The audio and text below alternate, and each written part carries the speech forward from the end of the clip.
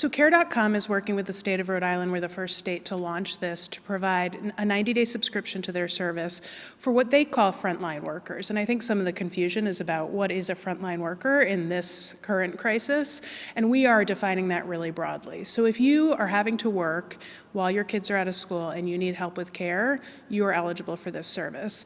Also, if you're trying to work at home and your kids are making you crazy, you are eligible for this service. It's simply an opportunity for people to find people who are willing to provide care, and we're deeply grateful to Care.com for providing this for Rhode Island. So it's not just pharmacy and grocery store employees, doctors, first responders, it's much broader than That's that. right, that's right.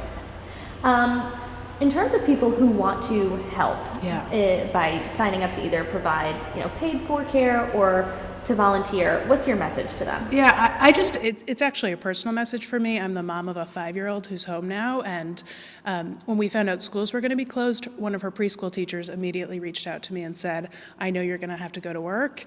Let me know if you need me. And that has been an absolute godsend for me. And it's just providing that opportunity for other Rhode Islanders who have to work during this time.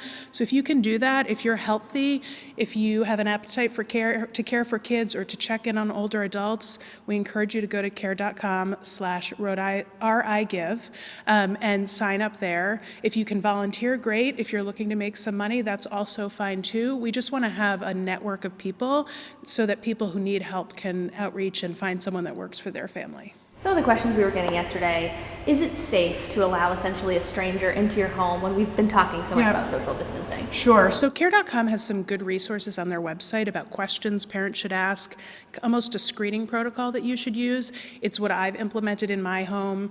My daughter's babysitter and I had conversations about the precautions she's taking so that I feel comfortable having her come into our home. The reality is I have to go to work, and so I have to take a little more risk than some families that are able to just stay home. If you can stay home with your kids, we want you to do that. Dr. Alexander Scott would encourage you to stay home and socially distance yourself and be with your family. But if you're in a circumstance where you have to work, you're going to have to make accommodations for your kid, and we want you to do it safely. And I think Care.com has some resources that will be helpful to families. In terms of safety, Care.com was in the headlines somewhat recently for failure to do adequate background checks.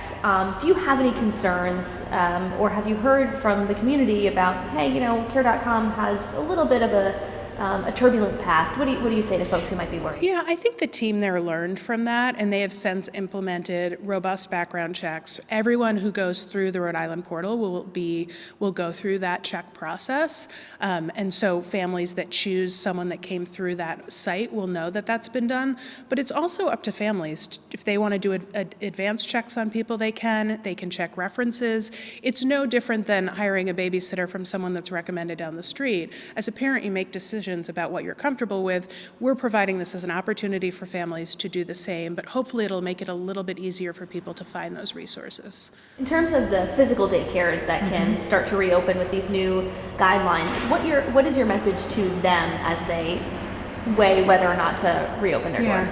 We've heard from a lot of centers who want to remain closed and a lot of centers who want to open. And our advice is that centers should make decisions that they feel like are best for themselves and their families right now. If you decide that you want to open because you have families that are relying on you, we're asking that you abide by the new regulations that have been promulgated.